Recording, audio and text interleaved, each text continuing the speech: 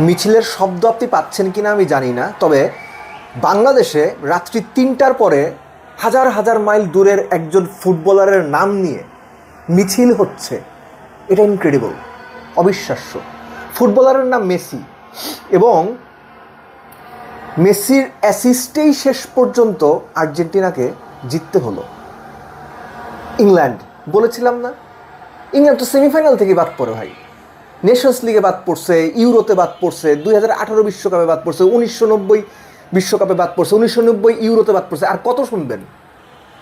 Argentina match বের করে আনতে পারে, উইং ব্যবহার করে না, শুধু মাঝখান দিয়ে খেলে। সব ঠিক আছে ভাই, ম্যাচ তো জিতছে। This is Argentina for you. এবং এই আর্জেন্টিনা যখন দরকার তখন যেভাবে প্রয়োজন ঠিক সেভাবেই গিয়ারটা চেঞ্জ করে, গাড়ির মতো। ফার্স্ট, সেকেন্ড, থার্ড, ফোর্থ, আরও বেশি থাকলে আরও বেশি। আমি তো একটা নাম্বার বলি, 6 ফুট 7 ইঞ্চি ড্যানবার্ন, জন স্টোনস 6 ফুট 2 ইঞ্চি, কনসা 6 ফুট 1 ইঞ্চি, ওরাইলি 6 ফুট 4 ইঞ্চি।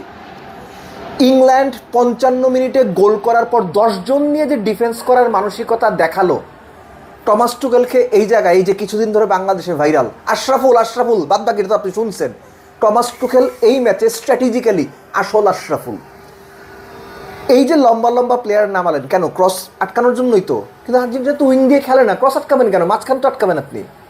আর্জেন্টিনা উইংই ব্যবহার করেছে, আর্জেন্টিনা ক্রসই করেছে। লৌতারো মার্তিনেস 5 ফুট 9 ইঞ্চি মানুষ, তার সামনে ছিল জন স্টোনস 6 ফুট 4 ইঞ্চি, পেছনে কনসা 6 ফুট 1 ইঞ্চি। মাঝখান থেকে হেড করে গোল করে দিল, দুইজন তালগাছের মাঝখান দিয়ে। ঠিক অ্যালেক্সিস ম্যাকালিস্টারও একই কাজ করেছিল। এটা অ্যাবিলিটির ব্যাপার ভাই। পিন পয়েন্ট ক্রসটা জায়গা মতো গিয়ে পড়বে, এবং ওই অ্যাবিলিটি খরচ করে বা ওই অ্যাবিলিটি কাজে লাগিয়ে গোলটা করতে হবে। গোল করে ম্যাচ জিতিয়ে দিয়েছেন আর্জেন্টিনা ফাইনালে। Argentina Spain final. আমি 55 মিনিটের পর ডিফেন্সিভ স্ট্র্যাটেজির কথা বলছিলাম ইংল্যান্ডের। ভুল স্ট্র্যাটেজি, খুবই ভুল স্ট্র্যাটেজি। কেননা আপনারা দেখেছেন এই দলটা 2 গোলে পিছিয়ে থেকে ম্যাচ জেতে। আপনারা দেখেছেন এই দলটা 2 গোল বারবার সমতায় ফেরার পরও ম্যাচ জেতে। আপনারা দেখেছেন এই দলটা সবশেষ ম্যাচটাও অলমোস্ট একই ফ্যাশনে জিতেছে। সো আপনি আইডিয়ালি প্রায় 35-40 মিনিট আর্জেন্টিনাকে 10 জন নিয়ে ডিফেন্ড করে আটকে রাখবেন, এটা কেন চিন্তা করলেন আমি জানি না। I do feel sorry for the English players. ভুল স্ট্র্যাটেজি তাদের ম্যাচ হারার কারণ। ইংল্যান্ড প্লেড রিয়েলি ওয়েল, কিন্তু আর্জেন্টিনা যখন প্রয়োজন, আবারও বলছি, ঠিকঠাক কাজটা করে দিয়েছে। এবং ম্যাচের যে সমতায় ফেরানো গোলটা 1-1, এনজো ফার্নান্দেস। আমার মনে পড়ে 2018 বিশ্বকাপে রাশিয়াতে ফ্রান্সের বিপক্ষে angle Di Maria almost similar জায়গা থেকে গোল করেছিলেন, অলমোস্ট সিমিলার টাইপে। আপনার এনজোরটা ছিল হচ্ছে একটু ডান দিক থেকে, আর ডি মারিয়াটা ছিল বাম দিক থেকে।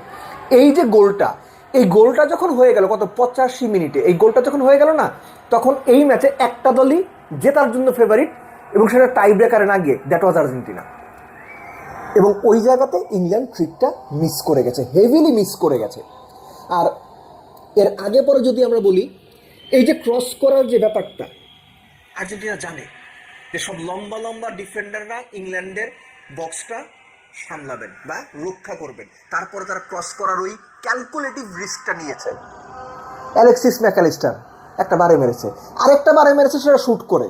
নিকো গঞ্জালেস দুর্দান্ত একটা হেড করেছিলেন, পিকফোর্ড দুর্দান্ত, আরও দুর্দান্ত সেভ করেছেন। সো আর্জেন্টিনা গোলটা খাবার পর তাদের যে মোটিভ ছিল, দ্যাট ওয়াজ প্রিটি ক্লিয়ার। ভাই আমি ডিফেন্স উঠাই ফেলবো, আমি পারেদেসরে উঠাই ফেলবো, আমি করে লেফট উইংয়ে খেলাবো, আমি ইংল্যান্ডের ডিফেন্স তছনছ করে উইং থেকেই অ্যাটাক করে, যেটাতে বলা হচ্ছিল আর্জেন্টিনার সবচেয়ে দুর্বলতার জায়গা, সেটা ব্যবহার করেই গোল করার চেষ্টা করবো। আর্জেন্টিনা ঠিক সেটাই করেছে, জয়সূচক গোলটা সেভাবেই এসেছে।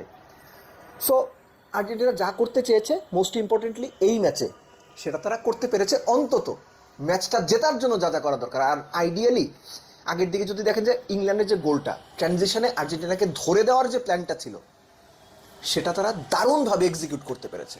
এবং এখানে আমি দায় দেবো অবশ্যই নহুয়েল মলিনার। আপনার লুকাস ডিনিয়ে যেভাবে লামিন ইয়ামালকে লাথি দিয়ে ফাউল করে পেনাল্টি কনসিড করেছিলেন, মলিনা পেনাল্টি কনসিড করেছে কিন্তু গোলটা খাইয়ে দিয়েছেন। তার পেছনে যে গর্ডন আছেন তিনি মার্কই করতে পারেননি, বুঝতেই পারেননি কোথায় আছে। That was a serious mistake. Match জিতলেও ভুল তো ভুলই। আর আইডিয়ালি যেটা হয় আর্জেন্টিনার সঙ্গে ইংল্যান্ড কিংবা নেদারল্যান্ডসের ম্যাচে, ওই একটু বেশি ফাউল, একটু বেশি গুতোগুতি, এই ব্যাপারগুলো থাকে। জিওভানি সিমিওনিকে নামানোর যে সিদ্ধান্তটা, আমার মনে হয় যে এটা ভালো সিদ্ধান্ত ছিল, কাজে দিয়েছে। তার 1998 বিশ্বকাপে ইংল্যান্ডের বিপক্ষে ম্যাচে তার বাবা যে ভূমিকায় ছিলেন, মনে হয়েছে যে তার ছেলেও এই ভূমিকায় ছিলেন, একটু ঝগড়া করা, অপোনেন্টকে একটু রাফ ট্যাকেল করা, eyeball to eyeball contract করে কিছু করা, কথা বলা, সব পার্ট অফ গেম। আপনার পছন্দ হোক না হোক, these are part of game. But Argentina, তারা ওই রেজিলিয়েন্স, বারবার যেটা বলি, তারা ওই রেজিলিয়েন্স দেখেছে। ম্যাচ কীভাবে বের করতে হয় এটা আর্জেন্টিনা শিখে গেছে। সিরিয়াসলি আর্জেন্টিনা শিখে গেছে ম্যাচ কীভাবে বের করতে হয়। So congratulations Argentina, very well done. Last but not the least, Lionel Messi বিশ্বকাপে 11 ম্যাচে সব মিলে 11 গোল 9 অ্যাসিস্ট। কিন্তু ওই যে কথায় আছে না যে পুরনো চাল ভাতে পারে, মেসি এতই ভাতে পারে যে শেষ পর্যন্ত তাকেই ডিফারেন্সটা করতে হয়। আর একই সঙ্গে মনে করে দিতে হয় এই পার্টিকুলার ম্যাচটার যে রেফারি ছিলেন তিনি নাকি মেসির খুব প্রিয় রেফারি। সো এই ম্যাচে কি তর্ক করার, কিংবা এই ম্যাচে পার্টিকুলারলি যদি এরকম মনে করা হয় যে কন্ট্রোভার্সি করার কিছু আছে, সেটা কি খুঁজে পাওয়া যাচ্ছে?